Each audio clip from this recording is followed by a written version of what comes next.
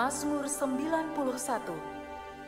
Orang yang duduk dalam lindungan yang maha tinggi dan bermalam dalam naungan yang maha kuasa akan berkata kepada Tuhan, tempat perlindunganku dan kubu pertahananku, Allahku yang kupercayai.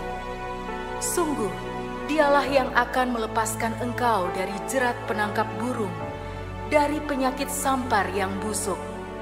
Dengan kepaknya Ia akan menudungi engkau, di bawah sayapnya engkau akan berlindung. Kesetiaannya ialah perisai dan pagar tembok. Engkau tak usah takut terhadap kedahsyatan malam, terhadap panah yang terbang di waktu siang, terhadap penyakit sampar yang berjalan di dalam gelap, terhadap penyakit menular yang mengamuk di waktu petang. Walau 1000 orang rebah di sisimu dan 10.000 di sebelah kananmu, tetapi itu tidak akan menimpamu. Engkau hanya menontonnya dengan matamu sendiri dan melihat pembalasan terhadap orang-orang fasik. Sebab Tuhan ialah tempat perlindunganmu, yang maha tinggi telah kau buat tempat perteduhanmu. Malapetaka tidak akan menimpa kamu, dan tulah tidak akan mendekat kepada kemahmu. Sebab malaikat-malaikatnya akan diperintahkannya kepadamu untuk menjaga engkau di segala jalanmu. Mereka akan menatang engkau di atas tangannya, supaya kakimu jangan terantuk kepada batu. Singa dan ular tedung akan kau langkahi. Engkau akan menginjak anak singa dan ular naga. Sungguh, hatinya melekat kepadaku, maka aku akan meluputkannya. Aku akan membentenginya, sebab ia mengenal namaku. Bila ia berseru kepadaku, aku akan menjawab. Aku akan menyertai dia dalam kesesakan. Aku akan meluputkannya dan memuliakannya. Dengan panjang umur akan kukenyangkan dia, dan akan kuperlihatkan kepadanya keselamatan daripadaku. Haleluya, shalom jemaat Tuhan, GBI House of Praise dan GBI Widuri. Apa kabar semuanya? Saya percaya dahsyat dan luar biasa, katakan amin. Dimanapun saudara saat ini berada, yang ada di rumah, di tempat dimana saudara berada, saya percaya Tuhan sanggup melawat kita di tempat itu. Katakan amin. Yang siap beribadah, sorakan haleluya. Haleluya. Mari kita berdoa Bapak Ibu Saudara, kita berdoa bersama-sama. Kami bersyukur, berterima kasih buat segala anugerah kebaikan Tuhan. Hari ini kami mau datang beribadah kepada Engkau, membawa yang terbaik kepada Engkau. Lewat nyanyian kami, lewat pujian penyembahan kami. Kami mau persembahkan segala yang terbaik, karena Engkau layak menerimanya ya Tuhan. Terima kasih Bapak, terima kasih. Berkati kami, berkati umat-Mu dimanapun saat ini mereka beribadah. Engkau memberkati mereka di dalam nama Tuhan Yesus Kristus. Haleluya, sama-sama katakan amin. Berikan tepuk tangan bagi Tuhan Bapak Ibu Saudara. Haleluya.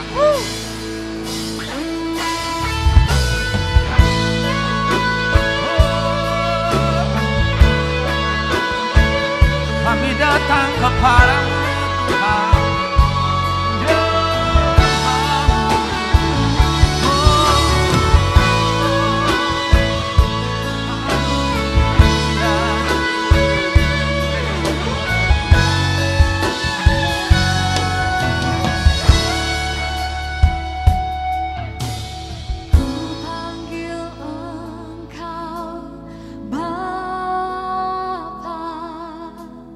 Ku bersyukur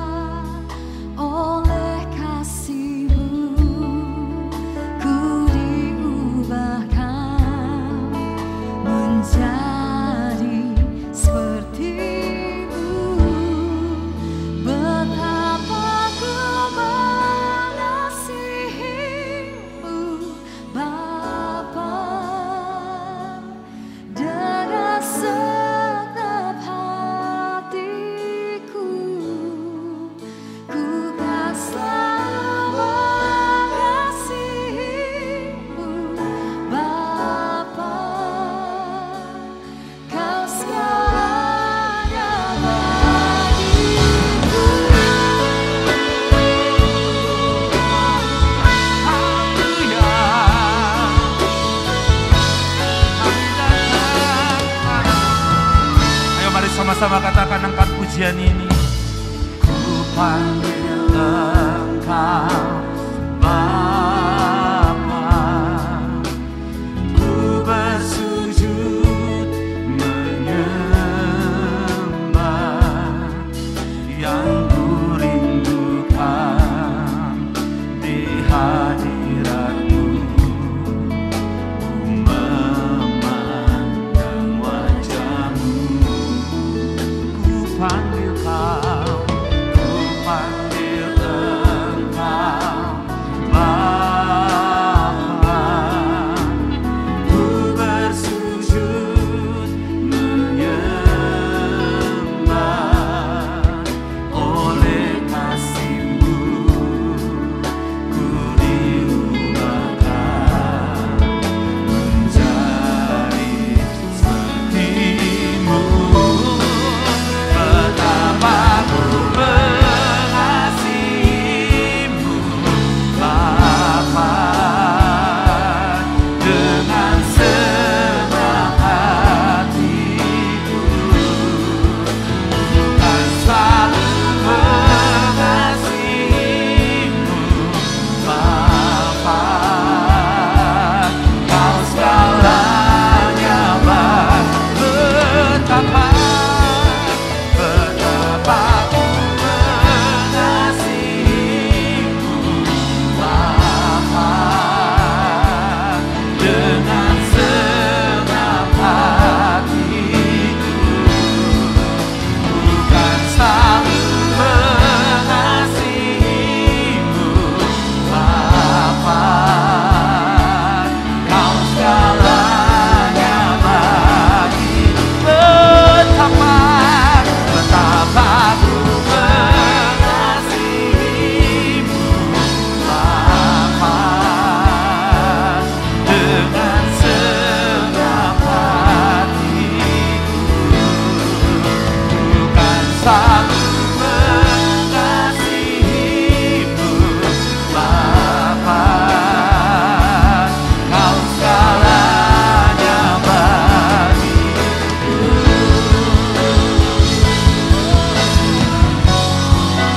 Betapa ku mengasihi-Mu Bapa,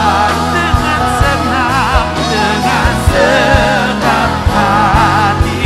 Oh haleluya. Betapa ku mengasihi-Mu Bapa, Kau segalanya baik. Betapa ku mengasihi-Mu Bapa, dengan senang hatiku, senang hatiku. Bukan selalu mengasihi-Mu Bapa, hanya Kau segalanya. Sekali lagi katakan betapa ku mengasihi-Mu Bapa, dengan senang hatiku. Bukan selalu mengasihi-Mu Bapa, Kau segalanya bagi. Kau segalanya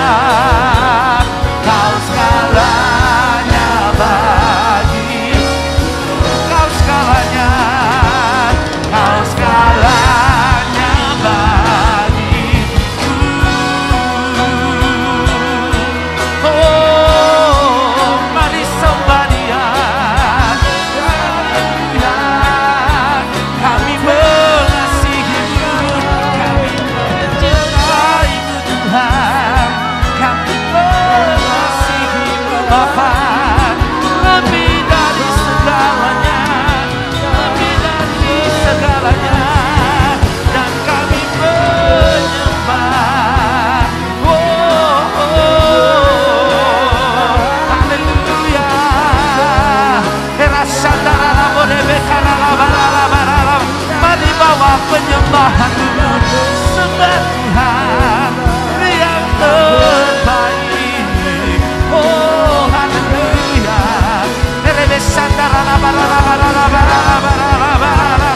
Bukti kau mengasihi dia. Oh, sembah dia dengan cintamu, dengan kasihmu. Oh,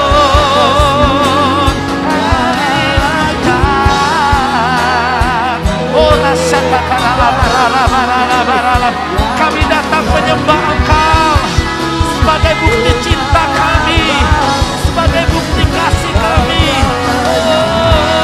Oh, haleluya, haleluya. Erebe sandara la bara la baya sedebe, ora sata kara la bara la bara la bara la bara la bara la bara la. Oh, ya sandara la bara la bara la. Inna la gloria sedebe la la la bara. Ora sata kara la bara la bara la bara la bara. Uria na na na na na. Erebe sata kara la boya sandara la bara. Iraba sata kara la pata kara la bara la bara. Ora sata kara la pa pa pa pa pa pa pa pa pa pa pa. Uria na na na na.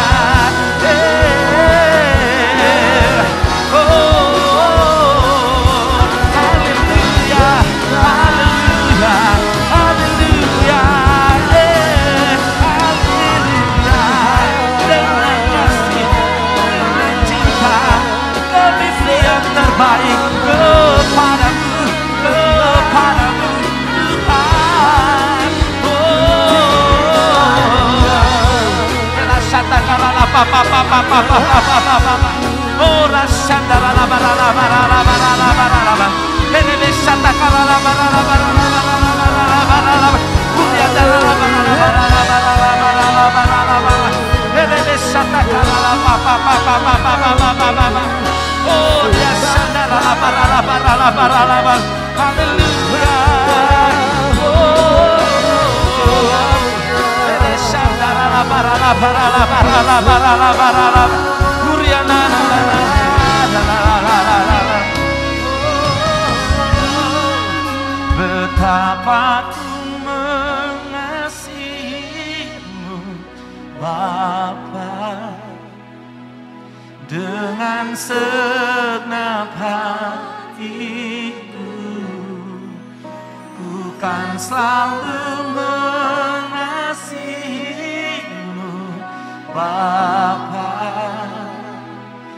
Kau segalanya bagiku,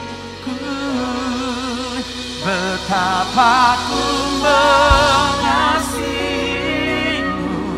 Bapa. Dengan segenap hatiku, ku kan selalu mengasihimu, Bapa. Kau segalanya bagiku, oh, betapa ku mengasihimu, Bapa. Amin, amin.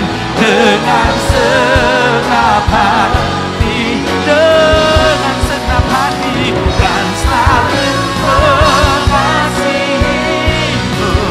Bapa. Kau segalanya, Bang. Mari lebih lagi katakan, betapa ku mengasihimu, Bapa. Segenap hatiku, ku kan selalu mengasihimu, Bapa. Kau segalanya bagiku, kau segalanya, kau segalanya bagiku, oh, kau segalanya bagiku. Haleluya, haleluya. Hanya kau segalanya, hanya kau segalanya. Haleluya, haleluya, haleluya. Sungguh hanya kau segalanya dalam hidup kami. Allah kekuatan kami, Allah yang memberikan kemenangan bagi setiap kami. Bahkan di tengah badai, di tengah segala goncangan, Engkau selalu ada bersama-sama dengan kami. Bahkan berjalan memberikan kekuatan bagi kami. Terima kasih Tuhan, terima kasih. Terpujilah nama-Mu. Kami mau memuji, kami mau bersorak bagi Engkau. Di dalam nama Tuhan Yesus, umat Tuhan yang siap memuji Tuhan. Sama-sama katakan, amin. Haleluya. Mari puji Dia, mari bangkit berdiri bersama-sama. Puji Dia dengan sukacita. Haleluya.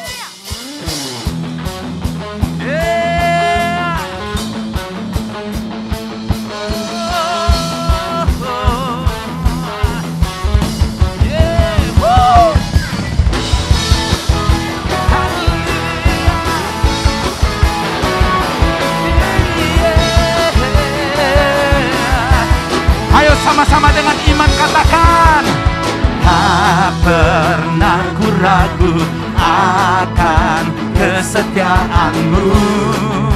Kau pegang hidupku sepenuh jiwa, sepenuh jiwaku. Ku yakin dan percaya Kau tuntun langkahku. Katakan Yesus Kau, Yesus Kau Raja dalam hidupku, berkuasa berjaya untuk selamanya.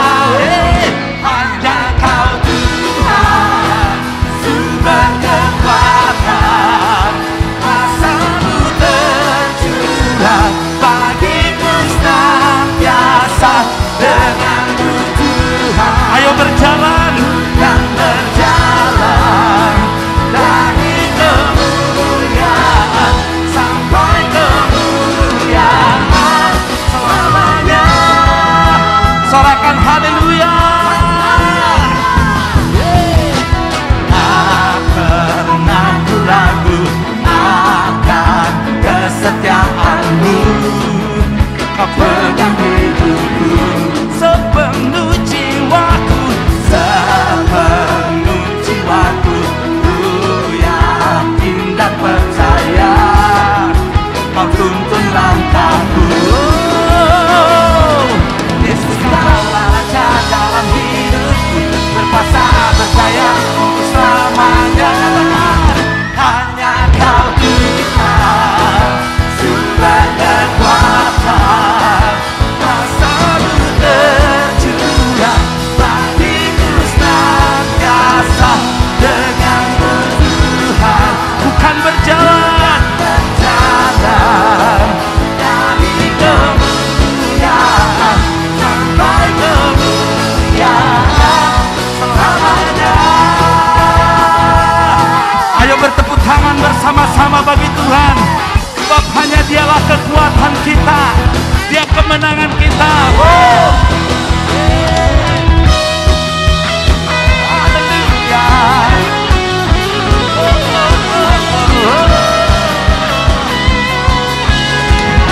Katakan Yesus Kau, Yesus Kau Raja dalam hidupku, berkuasa berjaya. Yesus Kau, Yesus Kau Raja dalam hidupku, berkuasa. Sekali lagi kata Yesus Kau, Yesus Kau Raja dalam hidupku, berkuasa berjaya untuk selamanya. Hanya Kau Tuhan, sumber kekuatan, kuasa-Mu tercurah bagiku senantiasa.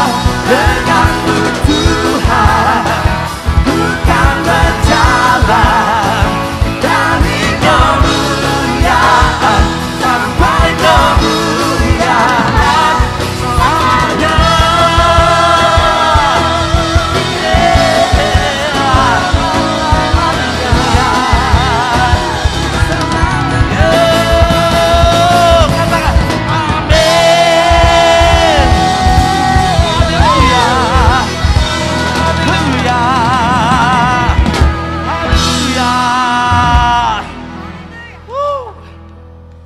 Haleluya. Hadirat-Mu itulah kesukaan kami. Hadirat-Mu itulah jawaban dalam hidup kami. Karena itu kami mau selalu ada di dalam rumah-Mu. Kami mau selalu ada di dalam hadirat-Mu. Makasih Tuhan.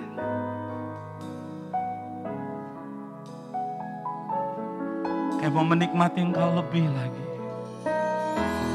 Mari angkat tanganmu, katakan sama-sama. Ku ingin tetap di sini, menikmati bait-Mu. Ku ingin tetap di sini dan memandang indah wajah-Mu. Ku ingin tetap di sini. Amin. Menikmati bait-Mu.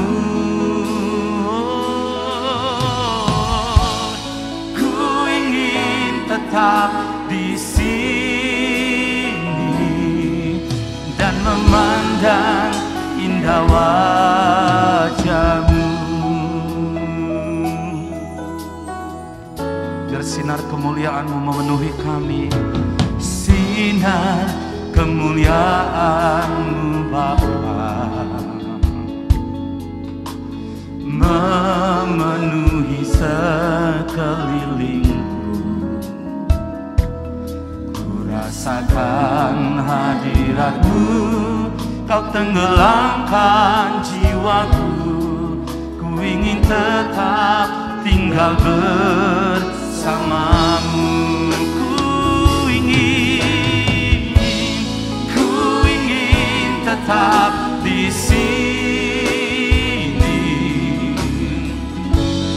menikmati bait-Mu. Ku ingin tetap di sini dan memandang indah wajah-Mu. Mari angkat pujian ini sekali lagi dengan segenap kerinduan-Mu, katakan.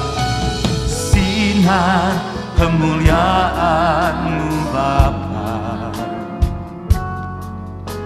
memenuhi sekelilingku. Ku rasakan hadirat-Mu, Kau tenggelamkan jiwaku. Ku ingin tetap tinggal bersama-Mu. Oh, ku ingin tetap di sini, menikmati bait-Mu. Ku ingin tetap di sini dan memandang indah wajah-Mu. Kau ingin selalu, ku ingin tetap di sini dalam rumah-Mu, menikmati bait-Mu. Kami ingin, ku ingin tetap di sini dan memandang indah wajah-Mu. Mari angkat tanganmu, kau yang merindukan Tuhan, katakan lagi. Oh, ku ingin tetap di sini, menikmati bait-Mu. Oh, ku ingin tetap di sini dan memandang indah wajah-Mu.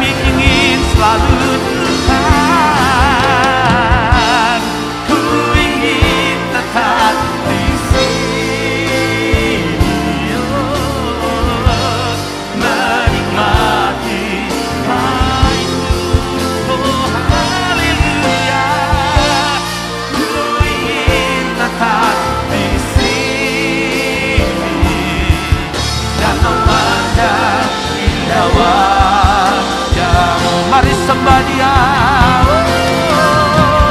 Haleluya. Kami ingin selalu ada di dalam rumah-Mu. Kami mau selalu menikmati pribadi-Mu Tuhan. Oh, menikmati hadirat-Mu. Mereka katakanlah biar Engkau lebih lagi membawa kami dalam kemuliaan-Mu.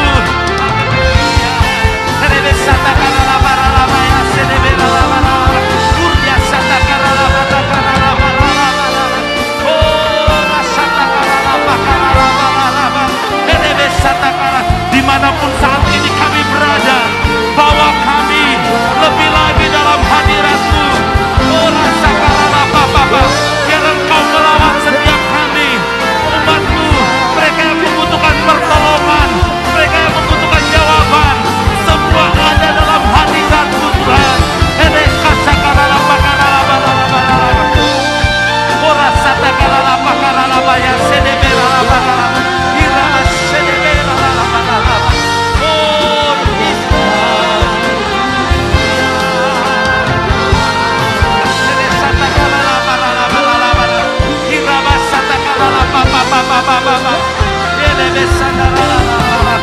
Mari sekali lagi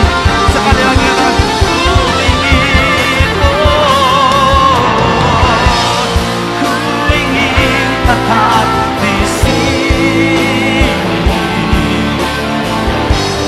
menikmati baik-Mu. Ku ingin tetap di sini dan memandang indah wajah-Mu Tuhan. Oh, ku ingin tetap di sini dalam rumah-Mu, menikmati baik-Mu. Ku ingin tetap di sini dan memandang indah wajah-Mu, dan memandang indah wajah-Mu, dan memandang indah wajah-Mu, dan memandang indah wajah-Mu.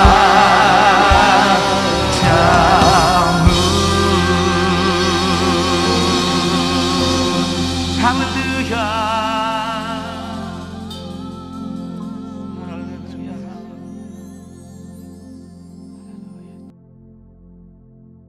Tahun 2024 adalah tahun untuk bangkit.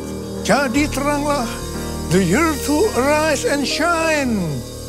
Bangkitlah, terangmu sudah datang. Bangkitlah, terangmu sudah datang. Kemuliaan Tuhan telah terbit. Kemuliaan Tuhan telah datang. Kemuliaan Tuhan telah terbit atasku, atasku, atasmu, atasmu, atasku.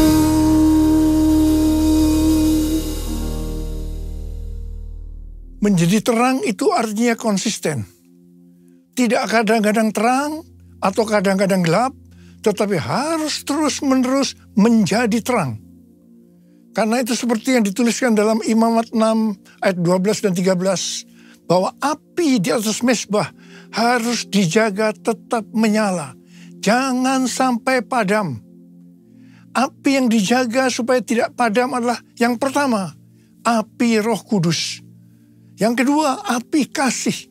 Dan yang ketiga, api doa, pujian, dan penyembahan. Supaya api tidak sampai padam, maka harus memperhatikan hal-hal sebagai berikut. Yang pertama, senantiasa dalam kondisi penuh Roh Kudus. Yang kedua, harus dijaga dalam kondisi kasih yang semula. Dan yang ketiga, banyak sembahyang. Artinya, terus berada dalam hadirat Tuhan melalui doa, pujian, dan penyembahan. Dan taat terhadap perintah Tuhan. Hal yang kedua, Menjadi terang artinya hidup berjaga-jaga. Seperti yang dituliskan dalam 1 Tesalonika 5 ayat 4-9. Bahwa kita adalah anak-anak terang dan anak-anak siang. Kita bukanlah orang-orang malam atau orang-orang kegelapan. Sebab itu baiklah kita jangan tidur seperti orang-orang lain. Tetapi berjaga-jaga dan sadar. Berbaju sirahkan iman dan kasih. Dan berketopongkan pengharapan keselamatan. Karena Allah tidak menetapkan kita untuk ditimpa murka. Tetapi untuk beroleh keselamatan melalui Tuhan kita, Yesus Kristus. Haleluya. Yang ketiga, menjadi terang artinya menjadi murid Tuhan Yesus. Judul perikop Matius 7, 12 sampai dengan 14 adalah jalan yang benar. Tuhan Yesus memberitahu kepada kita bagaimana masuk jalan yang benar. Matius 7 ayat 13 dan 14 berkata, masuklah melalui pintu yang sempit. Karena lebarlah pintu dan luaslah jalan yang menuju kepada kebinasaan. Dan banyak orang yang masuk melaluinya. Betapa sempitnya pintu dan sesaknya jalan yang menuju kepada kehidupan. Hanya sedikit orang yang mendapatinya. Hal yang sama juga ditulis dalam Lukas 13 ayat 23 dan 24. Seseorang berkata kepadanya, Tuhan, sedikit sajakah orang yang diselamatkan? Jawab Yesus kepada orang-orang di situ, berjuanglah untuk masuk melalui pintu yang sempit itu. Sebab aku berkata kepadamu, banyak orang akan berusaha untuk masuk, tetapi tidak akan dapat. Berbeda dengan pendapat beberapa pengkhotbah yang berkata bahwa diselamatkan merupakan hal yang paling mudah di dunia ini. Justru Tuhan Yesus mengajarkan bahwa kita tidak dapat mengharapkan mayoritas orang mengikutinya pada jalan yang menuju hidup, yaitu jalan yang benar tadi. Tuhan Yesus berkata, hanya sedikit orang yang diselamatkan. Hanya sedikit orang yang diselamatkan.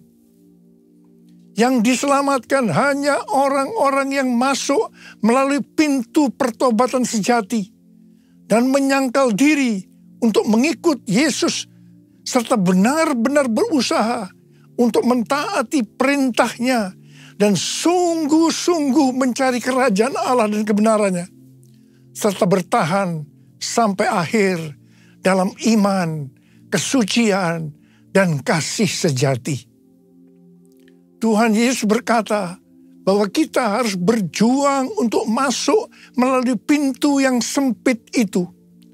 Artinya sesuai dengan Filipi 2 ayat 12 yang berkata, karena itu tetaplah kerjakan keselamatanmu dengan takut dan gentar. Di sini tidak berlaku apa yang banyak didengungkan, bahwa sekali selamat tetap selamat. Memang keselamatan itu kita dapatkan karena kasih karunia Tuhan, bukan karena perbuatan baik kita. Ini harus kita responi dengan iman. Dalam mengerjakan keselamatan itu harus dengan takut dan gentar. Berusaha sungguh-sungguh. Sekali lagi, ini bukan dengan kekuatan kita, tetapi dengan kuasa Roh Kudus. Karena kita mau dengan sungguh-sungguh untuk berjalan di jalan yang benar tadi. Menjadi murid Tuhan Yesus adalah mereka yang berjuang untuk masuk melalui pintu yang sempit itu.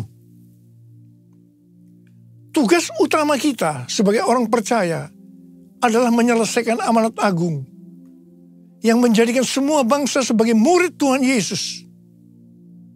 Hanya murid yang bisa memuridkan. Karena itu kita harus menjadi murid Tuhan Yesus. Hanya murid yang masuk surga.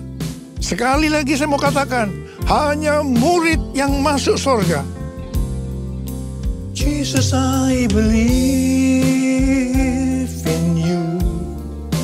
Jesus, I belong to you. You're the reason that I live, the reason that I sing. Jesus, I believe in you. Jesus, I belong to you. You're the reason that I live, the reason that I sing. With all I am, I will worship you. I will worship you. I will worship you, Jesus.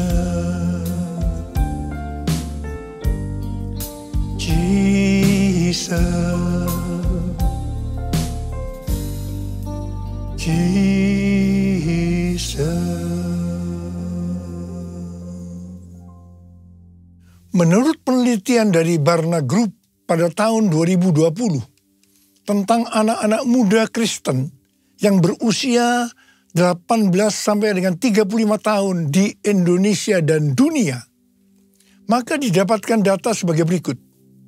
Yang pertama, bukan Kristen lagi.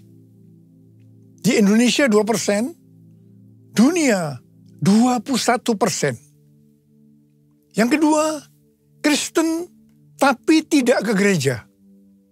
Di Indonesia 15%, di dunia 37%. Yang ketiga, Kristen ke gereja minimal 1 kali setiap bulan, tetapi bukan murid.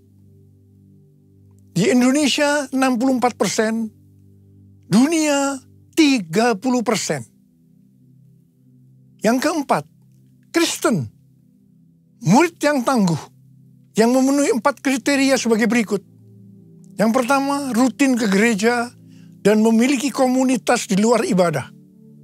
Yang kedua, percaya teguh pada otoritas Alkitab.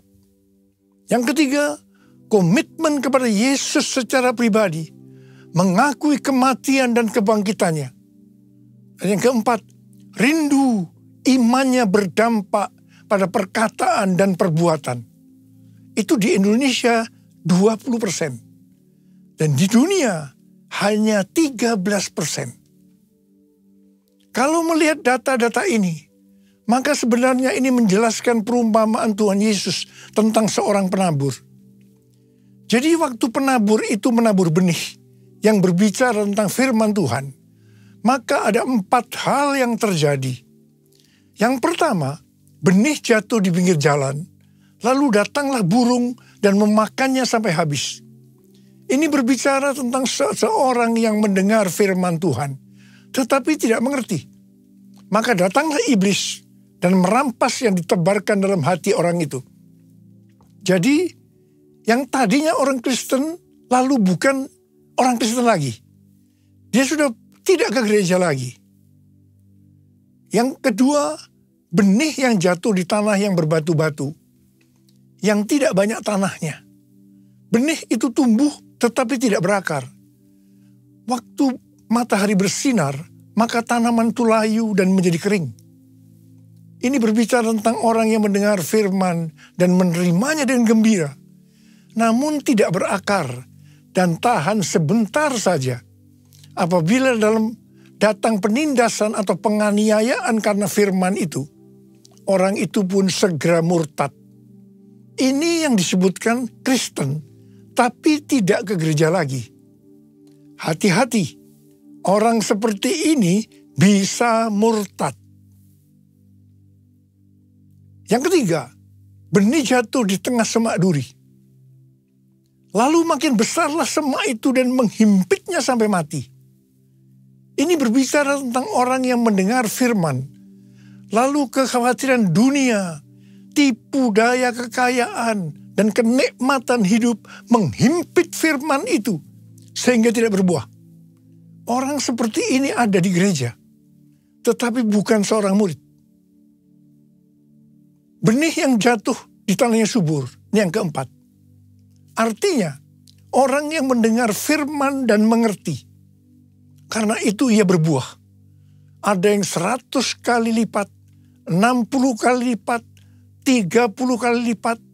Dan mereka ini ada di gereja dan menjadi murid yang tangguh. Jadi, dari orang-orang yang pernah mendengar firman Tuhan dan masih ada di gereja, itu untuk data di Indonesia 64%. Bukan murid. Dan 20%-nya murid.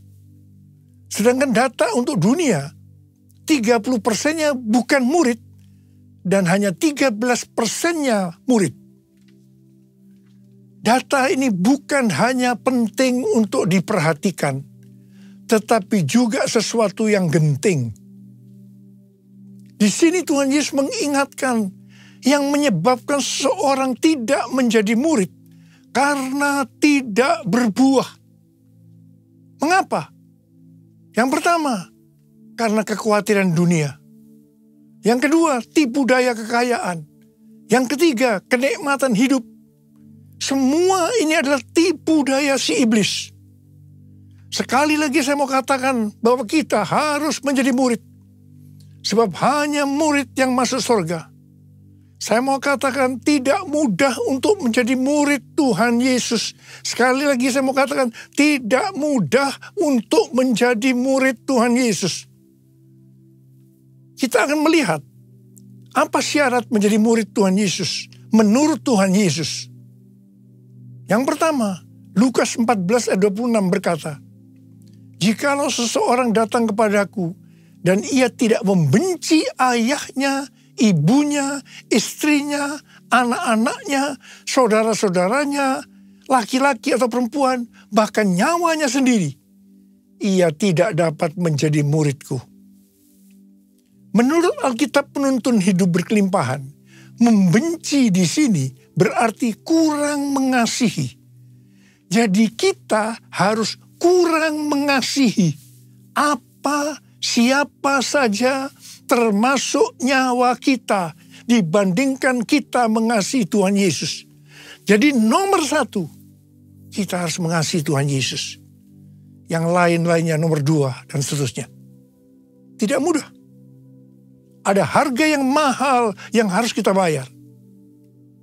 Yang kedua, Lukas 14 ayat 27. Tuhan Yesus berkata, "Siapa saja yang tidak memikul salibnya dan mengikut aku, ia tidak dapat menjadi muridku." Memikul salibnya setiap hari berarti kita mengikuti Tuhan Yesus dengan pengorbanan. Pilihan antara menyangkal diri atau hidup menurut keinginan kita yang mementingkan diri sendiri harus dibuat setiap hari. Pilihan itu yang akan menentukan nasib akhir kita. Kita harus jadi tenang dengan memikul salib. Hal yang ketiga, Lukas 14 ayat 33, Tuhan Yesus berkata, "Demikian pula lah tiap-tiap orang di antara kamu yang tidak melepaskan dirinya dari segala miliknya, tidak dapat menjadi muridku." Harga untuk menjadi murid sejati adalah mengorbankan semua hubungan dan harta milik, yaitu segala sesuatu yang kita miliki. Mungkin itu materi, keluarga, kehidupan, cita-cita, rencana, dan kepentingan kita sendiri. Ini tidak berarti bahwa kita harus membuang semua yang kita miliki. Tetapi segala yang kita miliki harus diserahkan untuk melayani Dia. Dan kita berada di bawah tuntunannya. Menjadi seperti Kau, Yesus. Menjadi seperti Kau, Yesus. Menjadi sempurna dalam seluruh hidupku.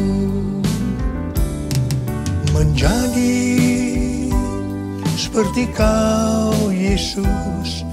Menjadi seperti Kau Yesus, menjadi sempurna dalam seluruh hidupku, dalam seluruh hidupku. Menjadi terang itu artinya kita harus menjadi terang dunia. Sesuai dengan Matius 5 ayat 14 sampai dengan 16, maka kita adalah terang dunia. Hendaknya terang kita bercahaya di depan semua orang, supaya mereka melihat perbuatan kita yang baik dan memuliakan Bapa kita yang di sorga. Kalau mau menjadi terang, maka kita harus hidup berintegritas. Apa yang kita perkatakan, itu juga yang kita lakukan. Bukan rahasia lagi bahwa cukup banyak pendeta yang takut untuk memberikan pelajaran tentang kebenaran memberi persembahan uang dalam kemurahan hati. Saya tidak tahu alasannya mengapa takut. Tetapi akibatnya, baik pendeta itu maupun jemaatnya gagal untuk menerima berkat yang terbaik yang Tuhan sediakan. Sudah lebih dari 13 tahun, Tuhan berbicara kepada kita tentang persembahan sulung. Dari Amsal 3 ayat 9 dan 10 yang berkata, muliakanlah Tuhan dengan hartamu dan dengan hasil pertama dari segala penghasilanmu.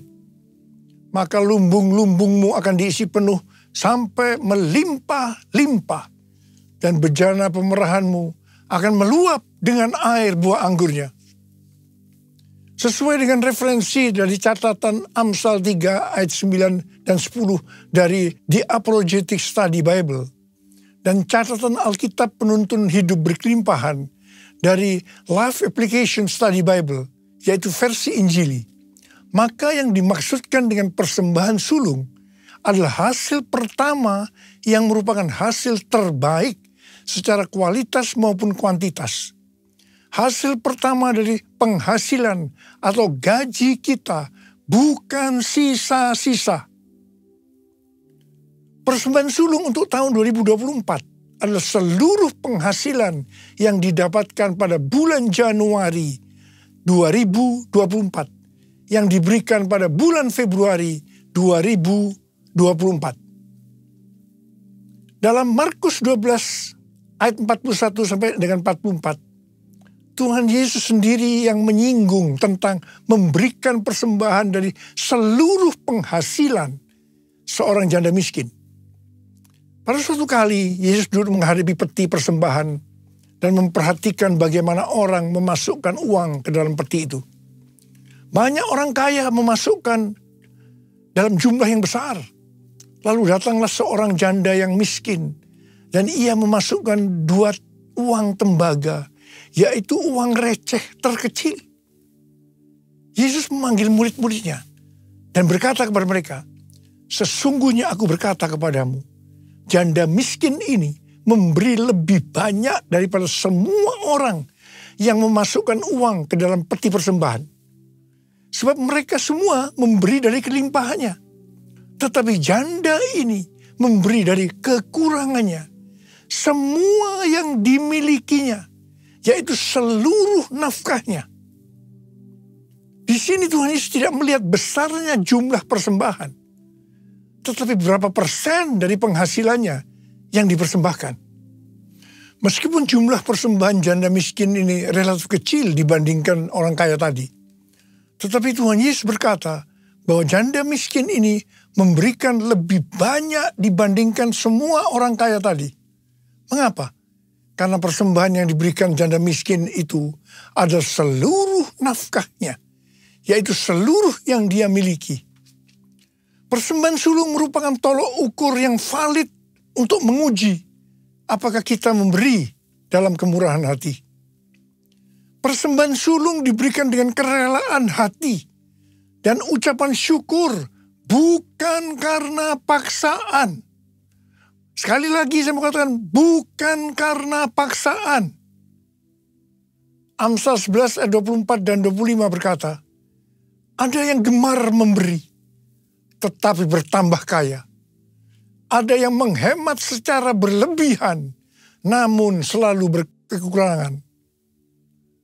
Siapa banyak memberi berkat, diberi kelimpahan. Siapa memberi minum, ia sendiri akan diberi minum. Sebagai bapak rohani dan hamba Tuhan, selama 13 tahun ini, saya bukan hanya mengajarkan tentang persembahan sulung, tetapi juga melakukannya. Tema khotbah untuk bulan Februari tahun 2024 ini adalah kita harus menjadi murid Tuhan Yesus.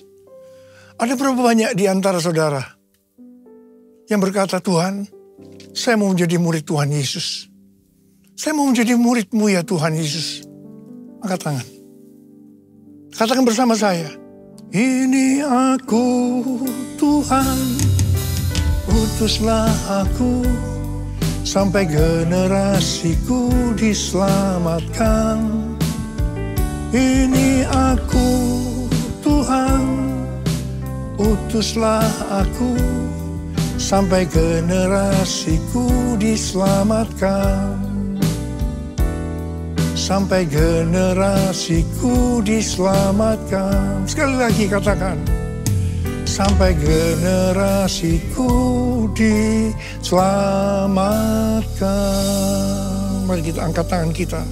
Kita berbahasa roh. Sembah Dia. Uriala masyandara kana mayara la bala bala bala bala bala. Uriala la bala bala bala bala bala bala bala bala bala. Sembah Dia. Berbahasa roh, berbahasa roh, berbahasa roh. Uriala kana mayara la bala bala bala bala bala bala bala. Tuhan, urapi kami semua. Urapi Tuhan anak-anak-Mu yang sudah mengangkat tangan mereka. Mereka berjanji saat ini Tuhan. Kami mau menjadi murid Tuhan Yesus. Kami mau menjadi murid Tuhan Yesus. Terima pengurapan Tuhan. Terima. Terima kasih Tuhan. Terima kasih. Terima kasih. Dalam nama Yesus. Dalam nama Yesus. Amin.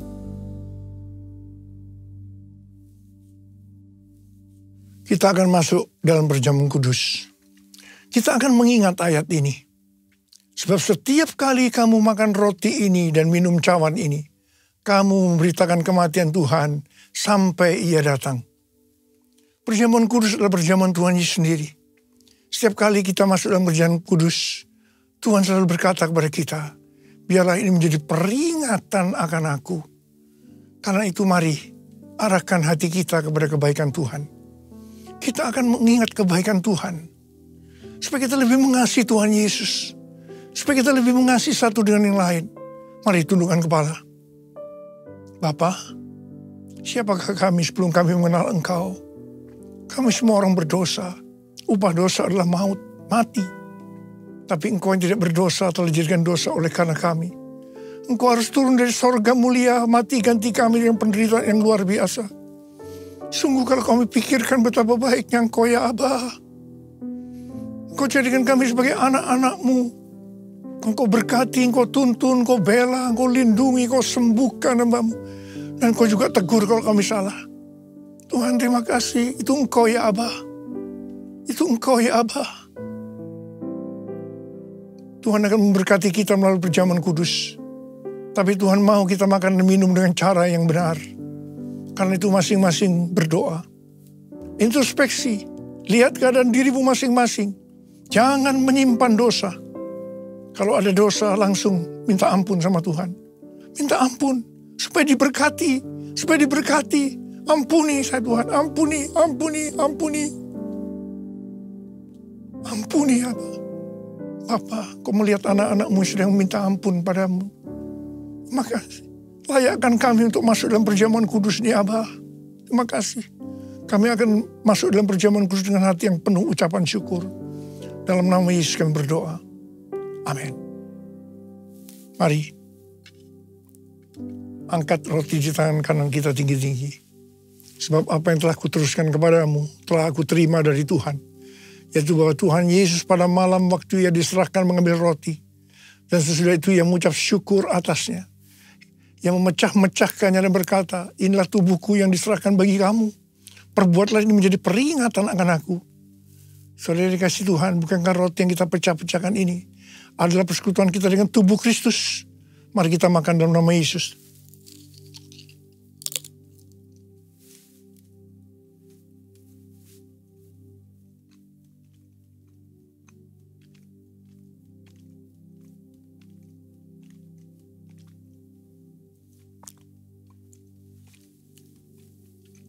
Angkat cawan di tangan kanan kita tinggi-tinggi. Demikian juga yang mengambil cawan sesudah makan lalu berkata, cawan ini adalah perjanjian baru yang dimeterkan oleh darahku. Perbuatlah ini setiap kali kamu meminumnya menjadi peringatan akan aku. Saudara dikasih Tuhan, bukankah cawan pengucapan syukur, yang atasnya kita ucapkan syukur, adalah persekutuan kita dengan darah Yesus. Mari kita minum dalam nama Yesus.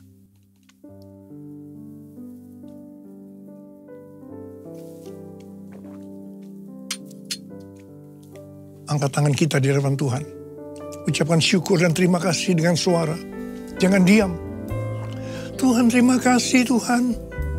Kami bersyukur ya Tuhan. Kami bersyukur. Kami bersyukur ya Tuhan. Kami bersyukur ya Tuhan. Kau melihat anak-anakmu Tuhan yang sedang mengangkat tangan mereka. Bapa, jamah kami, jamah anak-anakmu. Jamah anak-anakmu ya Tuhan. Saat ini kau sedang menyembuhkan yang sakit, sedang membebaskan yang terikat, sedang menghibur yang susah, sedang menguatkan yang lemah, sedang memberikan pengharapan-pengharapan yang baru bagi yang keadaan putus asa. Tuhan, terima kasih. Terima kasih Tuhan. Terima Tuhan, terima kesembuhan, terima kesembuhan, terima. Terima kasih Abah. Terima kasih. Terima kasih. Terima kasih Yesusku, terima kasih Yesusku. Puji syukur hanya bagi Tuhanku. Terima kasih Yesusku, terima kasih Yesusku. Puji syukur hanya bagi Tuhanku. Terima kasih Yesusku, terima kasih Yesusku. Puji syukur hanya bagi Tuhanku. Terima kasih Yesusku, terima kasih Yesusku. Puji syukur hanya bagi Tuhanku. Puji syukur hanya bagi Tuhanku. Puji syukur hanya bagi Tuhanku.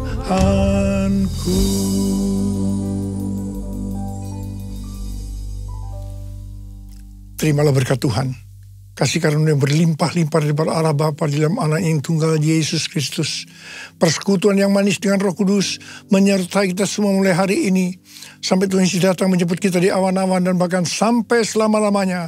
Yang percaya bersama-sama katakan, amin.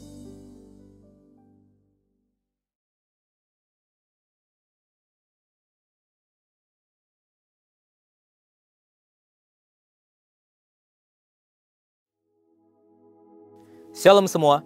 Kegagalan lebih dari sekedar sebuah kata, melainkan sebuah fakta dan situasi yang pernah dialami oleh semua orang. Hampir tidak ada orang yang tidak pernah gagal. Di balik keberhasilan dan kesuksesan yang dialami seseorang, tidak sedikit kegagalan yang dialami sebagai pembelajaran serta cambuk yang memotivasinya untuk berproses sehingga mengalami kemajuan. Petrus pernah mengalami kegagalan. Gagal dalam mewujudkan janjinya kepada Tuhan Yesus, sekalipun pada saat itu Tuhan Yesus sudah mengingatkannya apa yang akan terjadi. Kisah ini dituliskan dalam Lukas 22 ayat 31-34 dan ayat 60 sampai ayat yang ke-62. Dalam situasi seperti ini, ada dua perspektif yang berbeda, yakni perspektif Petrus terhadap diri pribadinya dan perspektif Tuhan Yesus terhadap Petrus. Petrus melihat dirinya sebagai orang yang gagal. Itu sebabnya setelah ayam berkokok dan Tuhan Yesus memandang kepadanya, ia sadar bahwa ia telah menyangkal Tuhan Yesus sebagaimana pernah diberitahukannya kepadanya. Hal ini membuat Petrus terpukul dan merasakan kesedihan yang mendalam karena penyangkalannya. Namun perspektif Tuhan Yesus berbeda. Tuhan Yesus tahu bahwa Petrus akan menyangkal dirinya dan sudah mengingatkan Petrus. Tuhan tahu bahwa apa yang Petrus lakukan bukan karena Petrus tidak lagi mengasihi dirinya sebagai gurunya, juga bukan karena Petrus tidak lagi percaya kepadanya, tetapi secara rohani dia telah menjadi lemah ketika menghadapi pencobaan. Jadi di satu sisi, iblis mencoba menghancurkan Petrus, tetapi di sisi lain, Tuhan Yesus sedang membentuk dalam diri Petrus suatu karakter kerendahan hati untuk bersandar pada Allah. Setelah peristiwa Pentakosta, kita melihat bahwa pesan Tuhan Yesus ini digenapi. Petrus yang dipenuhi oleh Roh Kudus menunjukkan komitmen dan kesetiaan yang luar biasa dalam pelayanan pemberitaan Injil, sebagaimana yang dicatat dalam kitab Kisah Para Rasul. Pasca kebangkitannya, Tuhan Yesus mengagendakan untuk menjumpai murid-muridnya secara khusus kepada Petrus untuk melakukan restorasi dan rehabilitasi. Dalam edisi Voice of Pentecost kali ini, kita akan membahas mengenai bangkit dari kegagalan. Untuk seseorang dapat bangkit dari kegagalan, ia perlu untuk mengalami restorasi dan rehabilitasi. Menurut Merriam-Webster Dictionary, restorasi berarti an act of restoring or the condition of being restored, a bringing back to a former position or condition. Tindakan memulihkan atau kondisi yang dipulihkan, membawa kembali ke posisi atau kondisi sebelumnya. Dan rehabilitasi berarti the process of restoring someone to a useful and constructive place in society. Proses mengembalikan seseorang ke tempat yang berguna dan konstruktif dalam masyarakat. Berdasarkan pengertian tersebut, paling tidak kita dapat menyimpulkan bahwa dalam konteks pembahasan kita, restorasi berarti tindakan Yesus untuk memulihkan Petrus dari keadaan terpuruk akibat kegagalan dalam menepati komitmennya pada Yesus. Dan rehabilitasi berarti tindakan Yesus untuk menempatkan kembali Petrus ke posisi dan peran yang berguna dan konstruktif dalam komunitas orang percaya dan masyarakat.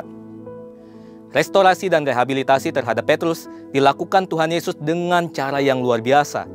Yang pertama, menegaskan kasih Petrus kepadanya, bukan menegaskan kesalahan Petrus kepadanya. Tuhan Yesus nggak datang kepada Petrus dan menegaskan, betul kan apa yang kukatakan? Makanya jangan sok jago. Kamu akhirnya menyangkali aku dan kabur kan? Takut mati juga kan? Sebaliknya, dia datang kepada Petrus dan menanyakan serta menegaskan kasih Petrus kepadanya sebanyak 3 kali. Simon anak Yohanes, apakah engkau mengasihi aku? Dari peristiwa ini kita melihat bagaimana Tuhan Yesus memberikan ruang bagi kesalahan untuk membuat seseorang belajar dari pengalaman tersebut. Bagi kita yang saat ini sedang merasakan kegagalan dalam komitmen kita mengasihi, mengiring, dan melayani Tuhan, jangan menghindar dan lari dari Tuhan. Sebaliknya, mari kita mendekat kepadanya dengan jujur dan hancur hati, izinkan kasih-Nya menjamah kita dan memulihkan kita. Bagi para pemimpin rohani, penting sekali untuk bersikap dan bertindak bijaksana terhadap orang yang kita pimpin dan bimbing, khususnya mereka yang mengalami kegagalan atau merasa gagal, bahwa mereka kembali kepada komitmen mereka untuk mengasihi Tuhan Yesus dan izinkan kasih Tuhan Yesus memulihkan mereka, sehingga mereka bangkit dan jadi pemenang. Yang kedua, memberikan Petrus tugas dan tanggung jawab penggembalaan. Ketika seseorang melakukan kesalahan dan bertobat, kemudian mengalami pemulihan, tidak sedikit yang harus memulai kembali pelayanannya dari nol, seperti kalimat yang sering disampaikan petugas pom bensin. Dimulai dari nol ya. Artinya, seseorang harus mulai merangkak kembali dalam pelayanannya dari awal.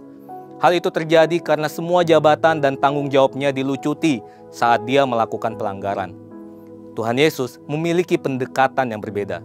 Saat memulihkan Petrus, Tuhan Yesus juga melakukan rehabilitasi bagi Petrus dengan memberikan tanggung jawab, gembalakanlah domba-dombaku. Dan kita melihat bagaimana Petrus menjadi soko guru pada era gereja mula-mula. Tentunya hal ini tidak kemudian menjadi pola rehabilitasi yang dapat diberlakukan kepada semua orang. Seorang pemimpin rohani tetap harus melihat dan menilai kesungguhan pertobatan dari staf atau anak rohani yang digembalakannya.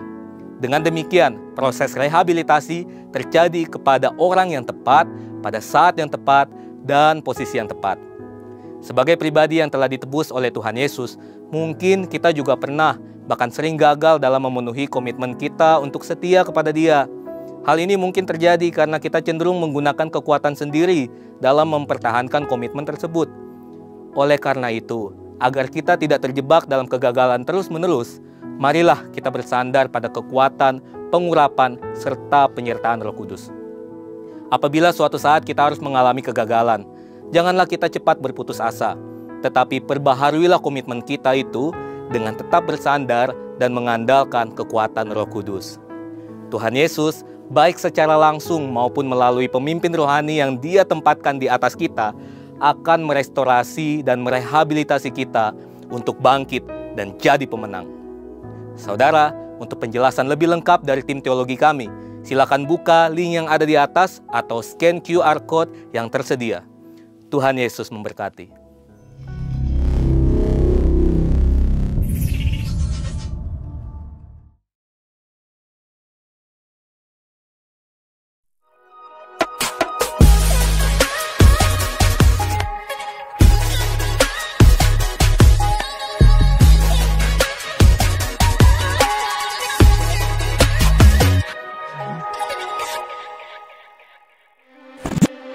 Shalom saudara-saudari yang dikasih Tuhan Yesus, perkenalkan nama saya Fran. Dan nama saya Immanuel. Saya akan menginformasikan jadwal kegiatan ibadah GBI House of Praise dan GBI Widuri. Dan kami mengucapkan terima kasih kepada hambanya yang telah menyampaikan firman Tuhan pada hari ini.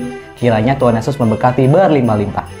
Jadwal ibadah GBI House of Praise setiap hari Minggu jam 8.45 di Restoran Sentral Petojo. Dan jadwal ibadah GBI Widuri setiap hari Minggu jam 4 sore di Sekolah Widuri Indah 2, Jalan Jamblang Raya nomor 2. Miracle Worship GBI House of Praise dan GBI Widuri diadakan onsite di GBI Widuri jam 7 malam. Kami mengundang saudara-saudari terkasih untuk menghadiri Miracle Worship. Kami juga rindu sekali untuk mengundang saudara-saudari terkasih yang belum mempunyai komunitas rohani di GBI House of Praise dan GBI Widuri yang kami namakan KUL, yang diadakan setiap tengah minggu di wilayah masing-masing. Kiranya kita juga bisa saling bertumbuh dan menguatkan satu sama lain. Untuk info lebih lanjut dapat bertanya di counter belakang. Setiap Sabtu minggu kedua dan minggu keempat, kami juga ada doa pagi bersama yang kami namakan Morning Prayer with Jesus. Jam 6 pagi melalui Zoom. Kami harapkan saudara terkasih dapat bergabung bersama kami. Bagi jemaat yang rindu untuk dibaptis, kami juga mengadakan baptisan air setiap sebulan sekali. Untuk info lebih lanjut bisa bertanya di counter belakang. Kami dengan senang hati akan melayani Anda. Bagi anak-anak muda, jangan lupa bergabung di ibadah ETC setiap hari Sabtu jam 10 siang di GBI Widuri. Kami tunggu kedatangannya. Bagi Bapak Ibu yang membawa anak, kami juga ada ibadah anak atau sekolah minggu yang diadakan di GBI House of Praise jam 8.45 pagi di Sentral Petojo dan di GBI Widuri jam 4 sore Jalan Jamblang Raya nomor 2. Sekian pengumuman dari GBI House of Praise dan GBI Widuri. saya Fran Dan saya Immanuel. pamit undur diri. Tuhan Yesus memberkati.